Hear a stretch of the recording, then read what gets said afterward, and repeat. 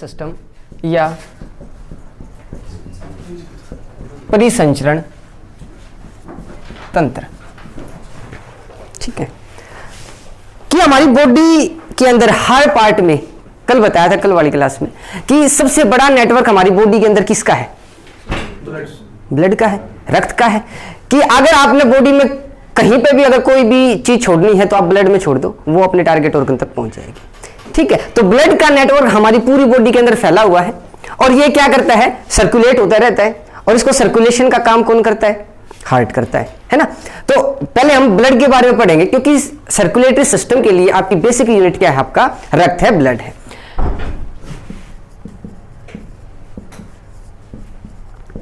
तो पहली बात आई कि जो ब्लड है उसके कंपोनेंट क्या क्या होते हैं? प्लाज्मा और दूसरा सेल। ठीक है, प्लाज्मा और आपका कोशिका। ठीक है, इन दो से मिलकर आपका क्या बना है? ब्लड बना है। तो ब्लड के कंपोनेंट अगर मैं बात कहूं तो मेनली दो कंपोनेंट होते हैं, एक होता है आपका सेल, एक होता है प्लाज्मा।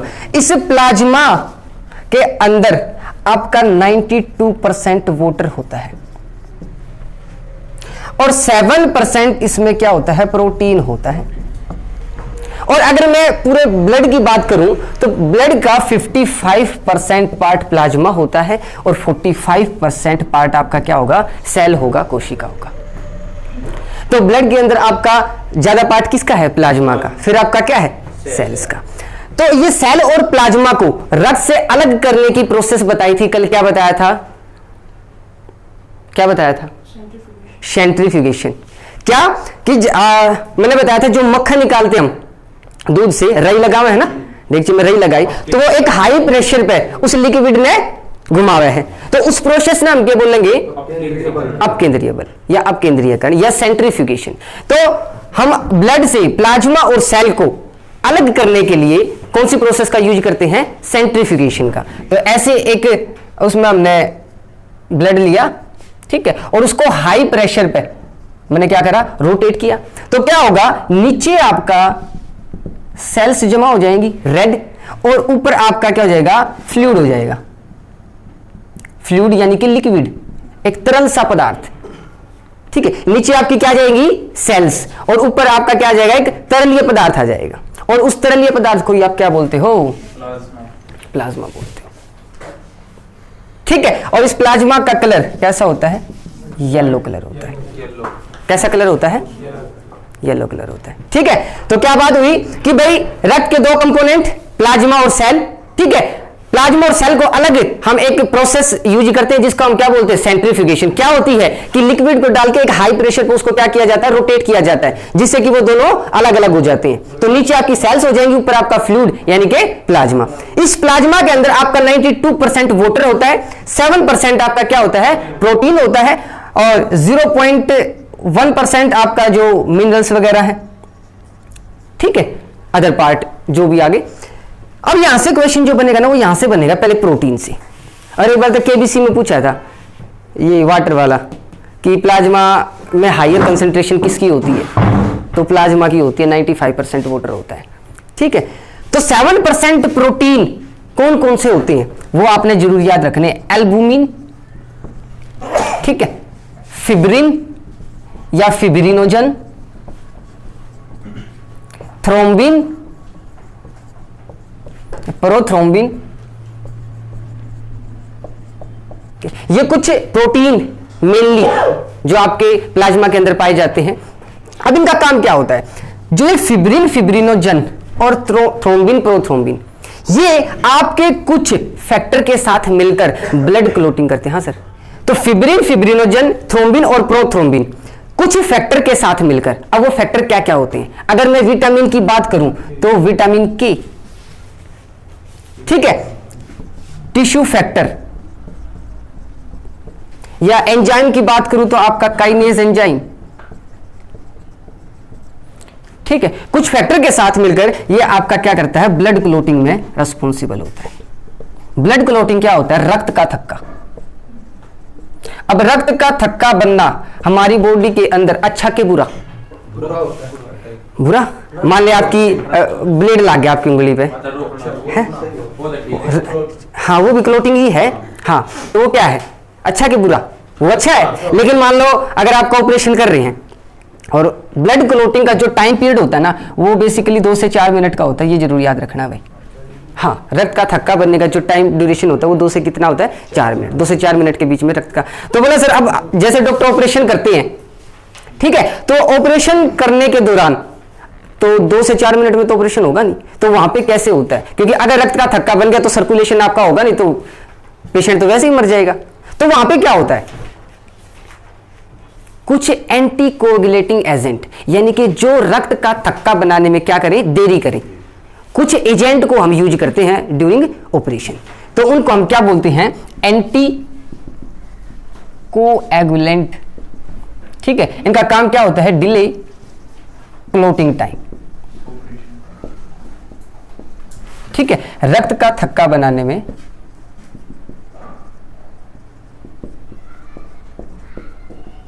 ठीक है देरी, किन की वजह से, एंटीकोगुलेंट। तो वो भी पढ़ेंगे कि एंटीकोगुलेटिंग एजेंट के आपके क्या होते हैं। तो अब ये प्रोटीन इन फैक्टर के साथ मिलकर ब्लड क्लोटिंग करते हैं। इस प्रोसेस को हम बोलते हैं कैस्केड साइकिल। क्या बोलते हैं, कैस्केड साइकिल। हिंदी इंग्लिश दोनों में यही होगा भाई। ठीक है, तो कैस्केड साइकिल क्या होती है, कैस्केड साइकिल प्लाज्मा के अंदर जो आपके प्रोटीन पाए जाते हैं वो कुछ फैक्टर के साथ मिलकर ब्लड क्लोटिंग करते हैं, और उसी साइकिल को आप क्या बोलते हो, कैस्केड साइकिल बोलते हो। ठीक है, और एक वर्ड आता है सीरम। ये सीरम क्या होता है, सीरम वो ब्लड होता, हाँ ब्लड होता है जिसमें आपके ब्लड क्लोटिंग का कोई फैक्टर नहीं होगा। ठीक है, blood having no clotting factor. ठीक है, वो ब्लड जिसके अंदर कोई क्लोटिंग फैक्टर नहीं होगा वो आपका क्या होता है, सीरम होता है। तो जो जैसे कि हम ब्लड डोनेट करते हैं, ठीक है, तो एक यूनिट कितने मतलब जो सैंपल लेके जाते हैं, एक यूनिट लेके जाते हैं, उसमें कितना ml ब्लड आता है, 350 के 450, पक्का शायद 4.5 है। अच्छा, अप्रोक्स 450 ml की एक यूनिट होती है।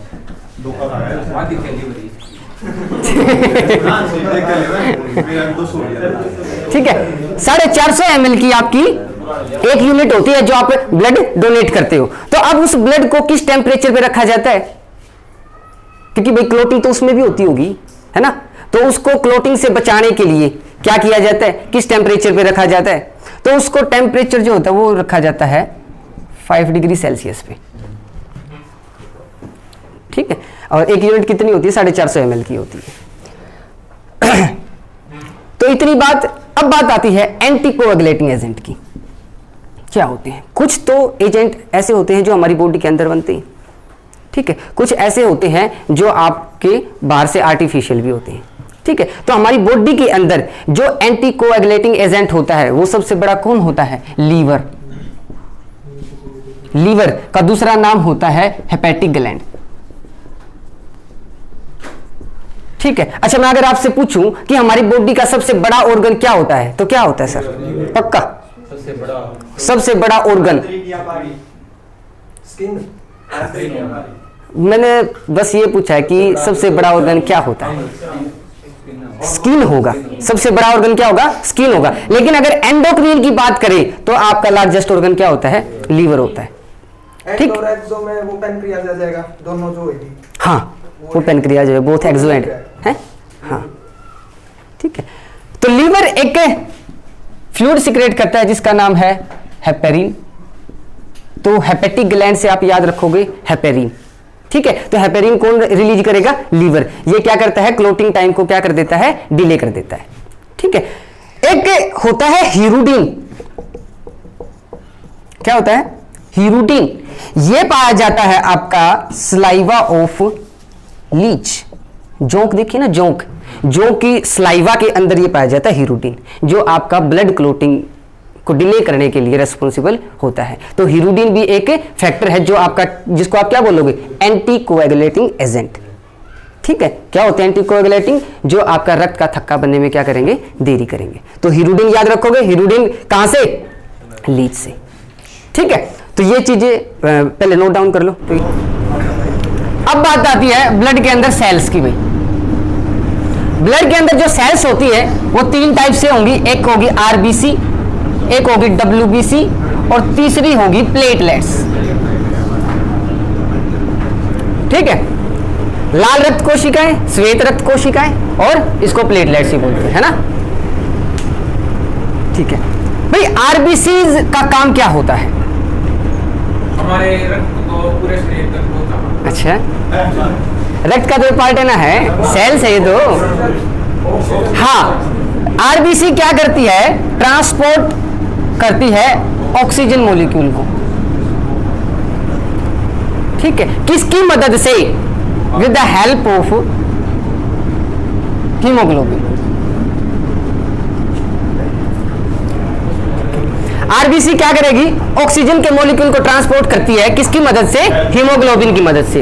ये जो हीमोग्लोबिन है ये एक फ्लूइड होता है जो आप, जिसकी वजह से आपका ब्लड का कलर क्या होगा? रेड होगा। तो हीमोग्लोबिन की वजह से आपका कलर रेड। अगर इसमें मैं आयन की बात कहूं कि किस आयन की वजह से, जैसे मैंने कल पूछा था आपसे कि प्लांट का कलर ग्रीन होता है, तो आपने बताया था क्लोरोफिल। लेकिन अगर आयन की बात करी तो मैग्नेस आयन था। तो यहां पे क्या होगा?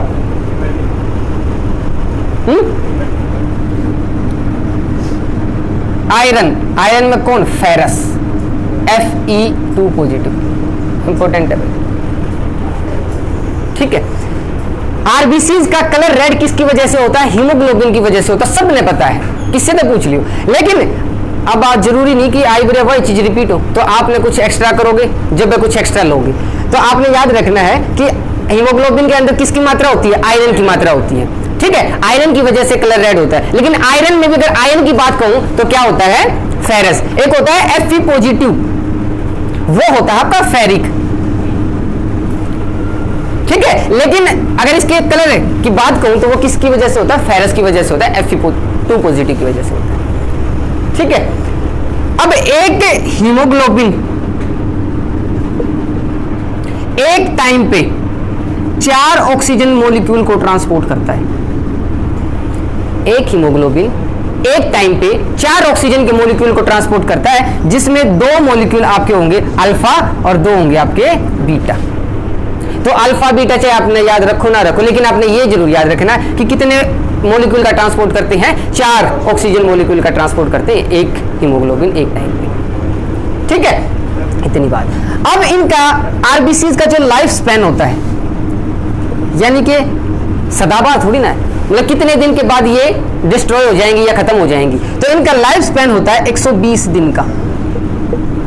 अब 120 दिन के बाद आरबीसीज आपकी खत्म, तो इसका कहां जाएंगी? किसके पास है? लीवर के पास। लीवर आपका एक मेटाबॉलिक ऑर्गन होता है जो इन आरबीसीज को क्या कर देता है? डिस्ट्रॉय कर देता है। और डिस्ट्रॉय करके इनको एक नाम होता है स्प्लीन, या हिंदी में बात कहूं तो पलिया के अंदर क्या कर देता? ब्रीड, दफना देता है। भाई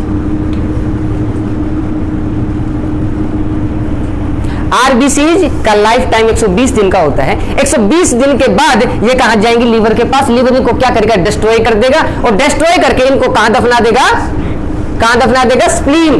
ठीक है, और स्प्लीन का क्या काम होता है? स्प्लीन आपकी रीजनरेट करती है आरबीसीज को। क्या करेगी? आरबीसीज को रीजनरेट करेगी। तो इसका मतलब अगर मैं आपसे पूछने लग जाऊं कि भाई ब्लड फॉर्मेशन आपकी कहां होती है, तो अगर यहीं तक पढ़ा है तो गलत हो जाएगा, क्योंकि अगर आपने ये पढ़ लिया ना कि भाई आरबीसीज ने तो रीजनरेट क्या करे है, लेकिन मन में नहीं आ जाए अगर आरबीसी ने रीजनरेट करे है तो इसका मतलब ब्लड फॉर्मेशन भी यही करती होगी। नहीं, ब्लड फॉर्मेशन कहां होती है? बोन मैरो के अंदर होती है भाई, अस्थि मज्जा, ब्लड फॉर्मेशन। और जो आपका अनबोर्न चाइल्ड होता है उसकी ब्लड फॉर्मेशन कहां होती है? करता लीवर है। जो आपका अनबोर्न चाइल्ड होता है ना, हाँ छोटा बच्चा नहीं, अनबोर्न जो अभी पेट में है, ठीक है, हाँ उसकी जो ब्लड फॉर्मेशन होती है वो कौन करता है? लीवर करता है। ये भी याद रखोगे। और जो अडल्ट है उनके अंदर आपका ब्लड फॉर्मेशन कहां होगा? बोन मैरो के अंदर होगा। क्योंकि ब्लड फॉर्मेशन के लिए बताया था केवल एक आरबीसीज नहीं चाहिए, डब्ल्यूबीसी भी चाहिए, प्लेटलेट्स भी चाहिए। ठीक है, और बोन मैरो के अंदर ये सारी चीजें होती हैं, प्लाज्मा भी चाहिए। तो इसलिए आपकी जो ब्लड फॉर्मेशन होती है वो कहाँ होती है, बोन मैरो के अंदर होती है। और अगर मैं अनबोर्न चाइल्ड की बात करूं तो उसकी जो ब्लड फॉर्मेशन होगा वो कौन करेगा, लीवर करेगा, ये याद रखना है। आई बात समझ में। तो स्प्लीन का काम क्या हो गया, ये रीजनरेट करती है आरबीसीज को, इसलिए स्प्लीन को एक नाम और दिया गया है, ब्लड बैंक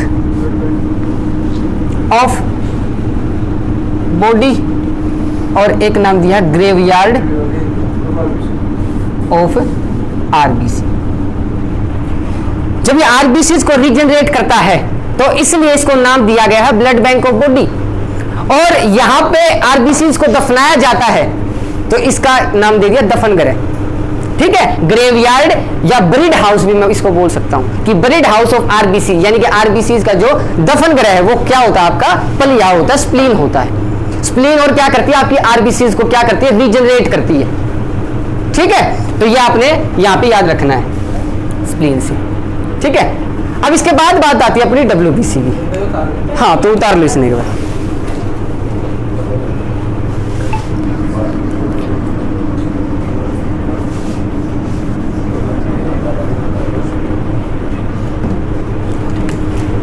डब्ल्यूबीसी का एक और नाम होता है ल्यूकोसाइट।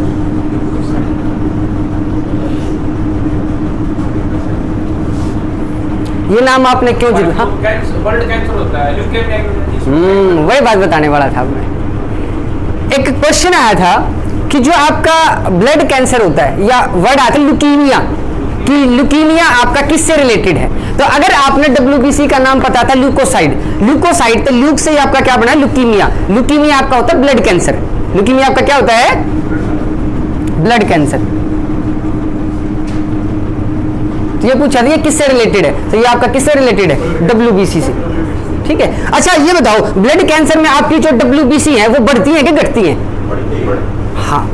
तो ये भी याद रखोगे कि ल्यूकीमिया जब होता है तो आपकी जो व्हाइट ब्लड सेल्स होती हैं, श्वेत रक्त कोशिकाएं होती हैं, वो क्या होंगी, आपकी इंक्रीज होंगी, ठीक है। अब दोबारा से आओ कि डब्ल्यूबीसी का काम क्या है हमारी बॉडी के अंदर। डब्ल्यूबीसी हमें क्या देता है, इम्यूनिटी प्रोवाइड कराता है। इम्यूनिटी क्या होती है, रोग प्रतिरोधक क्षमता, है ना, रोग प्रतिरोधक क्षमता, यानी कि रोगों से लड़ने की क्षमता हमें कौन देता है, डब्ल्यूबीसी देता है, ठीक है। तो डब्ल्यूबीसी हमारी बॉडी के अंदर सोल्जर बनाता है, और सोल्जर वो तभी बनाएगा जब हमारी बॉडी के ऊपर दुश्मनों का क्या होगा, अटैक होगा, यानी कि एनिमी, है ना। जैसे कि मान लो अगर मैं अपने बॉर्डर की बात करूं तो हमने तो पहले भर्ती कर रखी है ना अपनी सरकार ने, लेकिन डब्ल्यूबीसी में मैंने सोल्जर की जरूरत पड़ेगी जब मेरे तक कोई अटैक करेगा, इतने में क्यों किसी की इतने खा दूंगा ना, वाली बात। तो डब्ल्यूबीसी सोल्जर बनाते हैं, और इन सोल्जर का क्या नाम बोला गया, एंटीबॉडी। क्या नाम बोला गया, एंटीबॉडी, हिंदी में भी एंटीबॉडी, है ना। और जो ये दुश्मन है इनको बोला गया एंटीजन, ठीक है। जब हम किसी बीमारी से ग्रस्त होंगे तो डब्ल्यूबीसी क्या बनाएगी, एंटीबॉडी बनाती है उनसे लड़ने के लिए। अगर मान लो, इसका मतलब ये है कि अगर मान लो हम स्वस्थ हैं, क्या हमारी बॉडी के अंदर तब भी डब्ल्यूबीसी एंटीबॉडी बनाती है, नहीं बनाती। तो इससे क्वेश्चन बनेगा कि अगर मान लो वह आपको एसर्शन वाले क्वेश्चन दे दिए कि no antigen means no antibody, पहले कथन सही लिख दिया है कि अगर कोई एंटीजन नहीं होगा तो इसका मतलब क्या है, नो एंटीबॉडी। अब तीन ऑप्शन और इसी तरीके से मिलेंगे, ठीक है। No antibody means no antigen, इस तरीके से भी मिलेगा। तो आपने क्या बताना है कि भाई अगर दुश्मन ही नहीं होंगे तो हमें सुरक्षा कर्मियों की कोई जरूरत नहीं, सुरक्षा कर्मी तभी काम आएंगे जब दुश्मन अटैक करेंगे। तो इसका मतलब एंटीबॉडी तभी बनेंगी जब आपका एंटीजन आप पे क्या करेंगे, अटैक करेंगे। आई बात समझ में, ठीक है।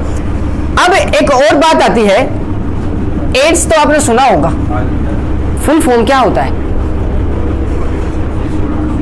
हाँ, एक्वायर्ड इम्यूनो डेफिशिएंसी सिंड्रोम,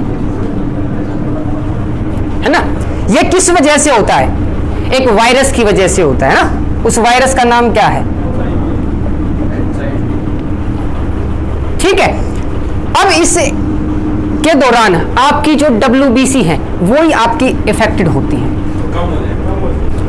ठीक है, कम हो जाएंगी। लेकिन क्वेश्चन ये आया था कि भाई during AIDS which WBCs are affected, WBC के भी टाइप पूछे गए थे।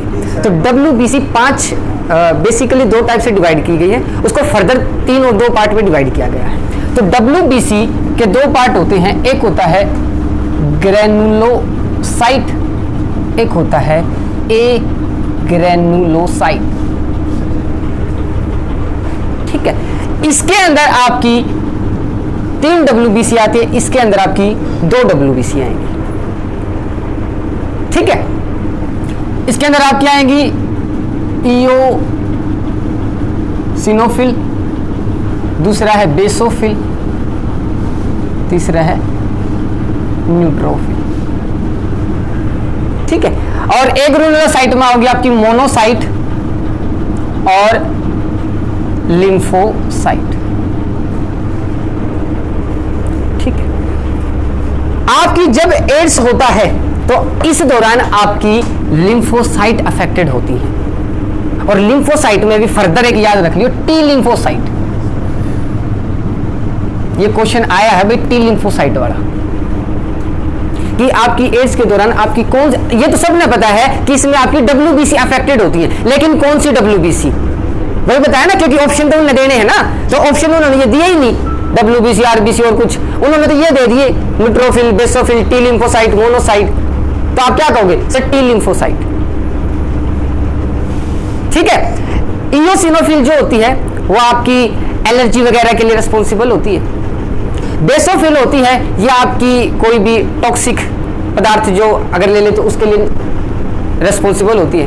तो इस टाइप से होती है आपकी ये अलग अलग तरीके से। तो आपने मेन याद रखना है टी लिम्फोसाइट, और इसका अगर पार्ट है वो क्या है? ए ग्रेनुलोसाइट। तो आपका अगर ऑप्शन ए ग्रेनु पा जाओ तो आपने ये लगाना है। तो आपने ये चीज पता होनी, क्योंकि अगर वो यहां तक पहुंच गया तो इससे पहले वाली चीज भी पूछ सकता है, कोई ऐसी बात नहीं है। ठीक है, अब इसके लिए ना टेस्ट होता है, टेस्ट होगा तभी तो पता लगेगा कि इट इज अफेक्टेड बाय, है ना, कोई भी। तो इसके लिए एक टेस्ट होता है, उस टेस्ट का नाम क्या होता है? ये भी बिल्कुल आता है भाई क्वेश्चन, एलिजा। और एक और टेस्ट होता है वेस्टर्न ब्लॉट।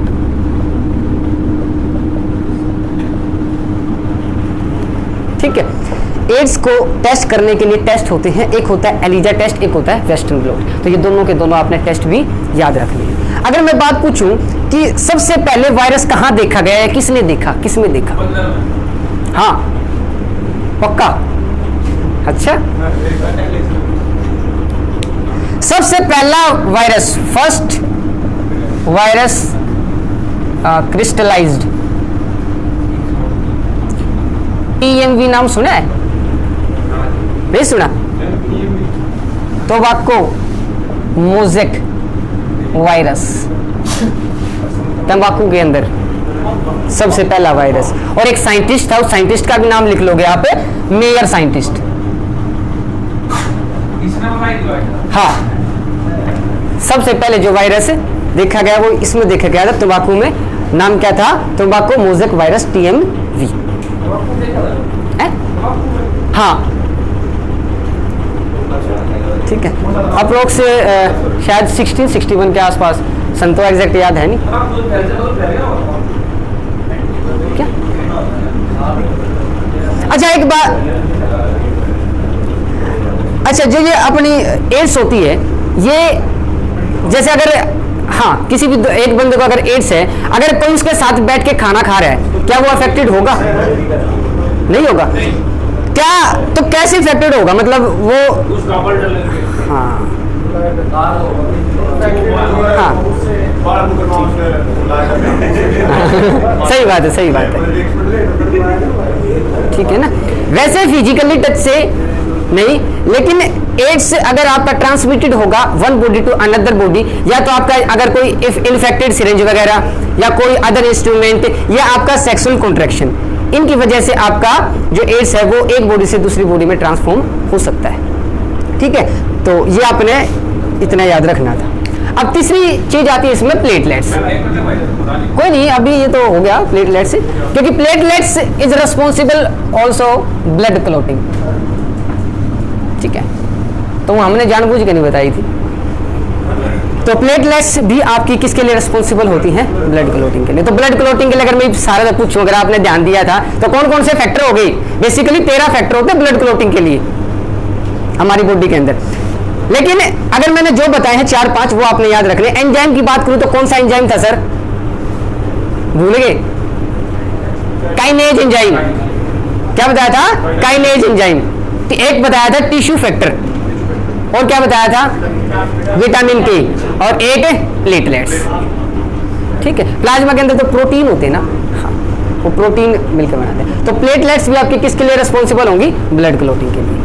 ठीक है, तो इतना आपने यहां से करना। हाँ, एक क्वेश्चन आता है कि आरबीसी और डब्ल्यूबीसी का रेशो पूछा था भाई। हाँ, 600:1 आरबीसी और डब्ल्यूबीसी का, और इनकी जो नंबरिंग वगैरह वो तो पूछी नहीं जाती, कितनी अमाउंट में पाई जा रहा है, 2-2.5 लाख 3 लाख इस टाइप पे। हाँ, बाकी प्लेटलेट्स के लिख लियो 2.5 लाख से। ठीक है, अब